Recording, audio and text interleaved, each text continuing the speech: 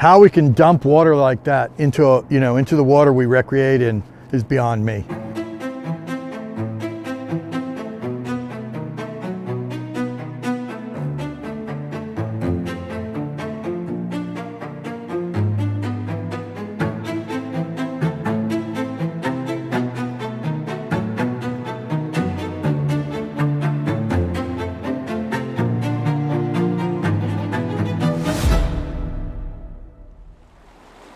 So behind me is the St. Lucie Lock and Dam.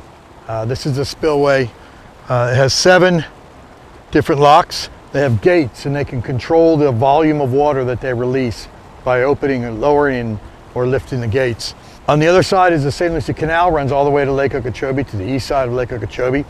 And the water is released into that canal, untreated, unfiltered, runs all the way down here. Same deal, spills over these locks and rushes out this river, down the South Fork of the St. Lucie River, into the main body of the St. Lucie River, out the St. Lucie Inlet, and then some of it will wash offshore and some of it gets pushed up into the Indian River. But if you look, this water is a putrid brown, and it's like this at all times. This water used to be clear. This actually used to be salt water. There was no fresh water. That canal didn't exist. So no fresh water came to this. This was salt water or brackish water from the water, the rain running off the land. This muck just keeps getting pushed whenever they open the gates. It just, the volume of water, the sheer volume of water and speed stirs it all up and just pushes it all down river.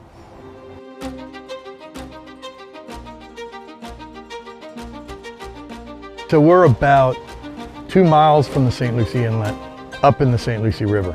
And the water here, if you look at it, it's a chocolate brown. This is the gift that keeps on giving. This is our long-term impacts from the discharges.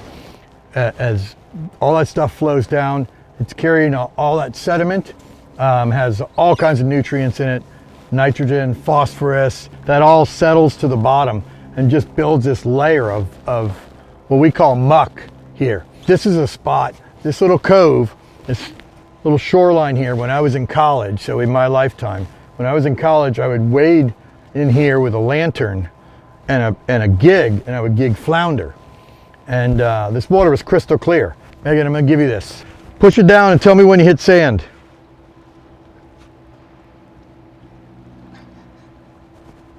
No sand. No sand, just muck. Water's about 2 feet deep here, but look, this is the muck. This is the stuff that's on there. It's like a mud, but it's even nastier. 40 years ago, this was sand and beautiful and crystal clear water. This is the long-term impacts. As this muck lays on the bottom, all these boats go by and they stir it all up. And then all of a sudden this river is completely dirty. Because of the layer of the muck, grass can't root.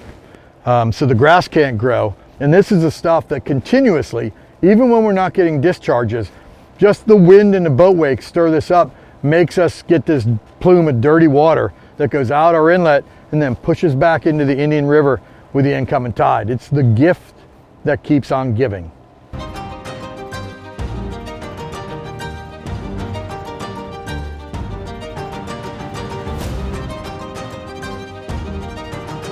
We're sitting in the crossroads of the Indian River. The short-term impacts are the water that flows from the lake or from local basin runoff. When they discharge water from the lake, it goes out the St. Lucie River and it wraps around the tip of Sewell's Point, not just this island, but it comes all the way through that stretch there to that green channel marker, all the way to this sandbar right here. And then it wraps out the inlet. Half the inlet stays clean, super clean from the Indian River. It'll stay crystal clear. But the St. Lucie River, on the outgoing tide, this water will be a dark brown. And it'll wash all the way down to Hope Sound, which is about 8 miles.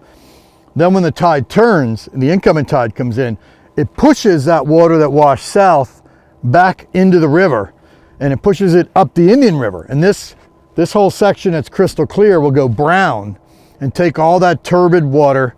A lot of the water that comes out of Lake Okeechobee has sediment in it. It'll all wash up into the river and get pushed upriver. About halfway through the tide, we'll get the clean water like we have right here right now. This is the middle of the incoming tide. So that's That's the short-term impacts. How we can dump water like that into into the water we recreate in is beyond me. Everything here is about water, and our whole lifestyle is about water. There's a reason we all live by the coast. And what's the value of this place without water? The important thing to remember is that there is a solution to this, and it's a comprehensive Everglades restoration plan. And that all starts with the EAA reservoir. They've already started on it. They built the filter marsh, and that'll divert the water south down into the Everglades, where they not only want the water, they need the water. It'll keep the discharges from coming to both our coasts and allow our estuaries to heal themselves. Mother Nature is really resilient. The life will come back, the grass will come back, the fish will come back, and this place will be beautiful. It'll be the Stewart that I remember growing up in. We can't be the lone voice in the wilderness. We need an army of people out there. The first thing to do is go to captainsforcleanwater.org and read up, become educated, become a member, join our mailing list, our email list. When there's things happening that we want to draw your attention to, you'll know about them. We need an army. We need it now. We can't wait any longer.